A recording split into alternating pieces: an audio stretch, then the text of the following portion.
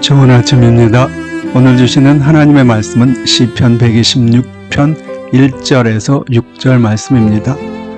여호와께서 시온의 포로를 돌리실 때에 우리가 꿈꾸는 것 같았도다. 그때 우리 입에는 웃음이 가득하고 우리 혀에는 찬양이 찼었도다. 열방 중에서 말하기를 여호와께서 저희를 위하여 대사를 행하셨다 하였도다. 여호와께서 우리를 위하여 대사를 행하셨으니 우리는 기쁘도다. 여호와여 우리의 포로를 남방 시내들같이 돌리소서. 눈물을 흘리며 씨를 뿌리는 자는 기쁨으로 거두리로다.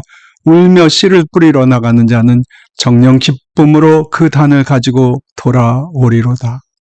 오늘의 제목은 우리를 위해 대사를 행하셨다입니다. 눈물을 흘리며 씨를 뿌리러 나가는 자는 기쁨으로 거두리로다. 이 말씀은 눈물 골짜기 같은 고난의 시간을 지나는 성도들이 가장 좋아하는 말씀입니다. 저도 물론 그중 한 사람이었고 여러분들도 그런 때가 있었으리라고 믿습니다.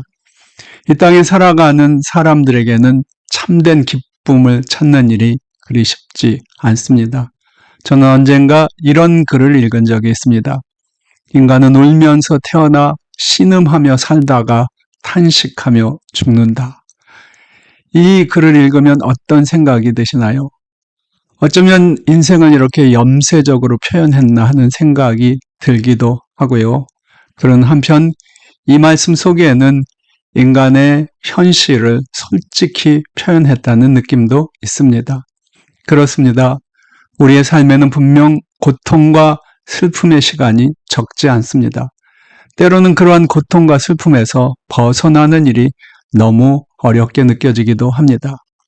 그러나 좀 더 냉정하게 살펴본다면 실제로 우리 삶에 그렇게 어두운 면만 있는 것은 분명 아닙니다.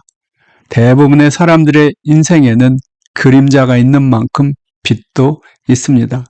중요한 것은 이 그림자와 빛 중 어느 쪽이 더 많고 오래 지속되느냐 하는 것일 것입니다.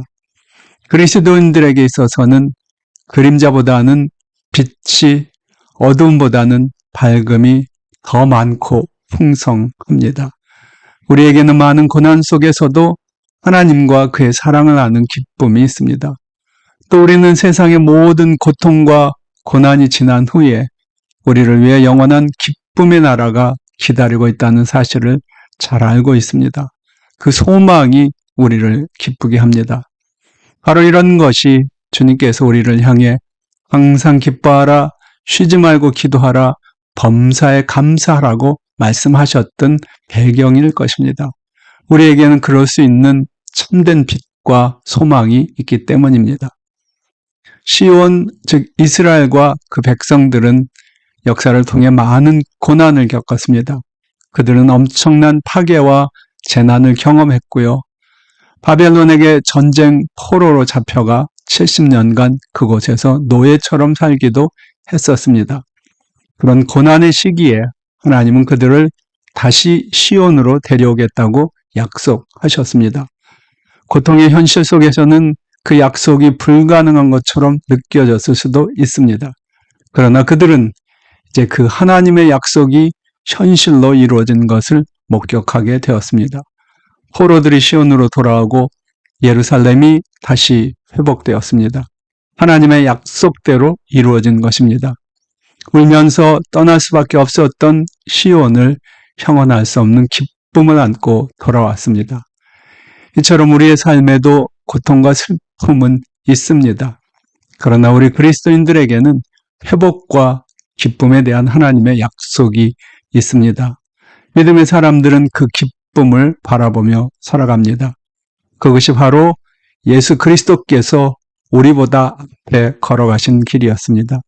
히브리서 12장 2절 말씀은 예수님께서 그 앞에 있는 기쁨을 위하여 십자가를 참으시고 부끄러움을 게으치 아니하시더니 하나님 보좌 우편에 앉으셨다고 말씀하십니다. 예수님 앞에 있는 기쁨에 비하면 시온의 기쁨은 그저 그림자에 불과한 것이었습니다. 그 영원한 예수 그리스도의 기쁨에 동참하라고 주님은 우리를 부르셨고 또 우리의 삶을 인도하고 계십니다. 그럴 수 있도록 십자가와 부활을 통해 주님은 우리를 위해 대사를 행하셨습니다. 그것이 바로 비록 오늘 우리가 울면서라도 믿음의 씨를 뿌려야 할 이유입니다. 기쁨으로 그 단을 거두는 날이 반드시 있을 것이기 때문입니다. 여러분은 주님이 앞서가신 이 영원한 기쁨의 길을 잘 따라가고 계십니까?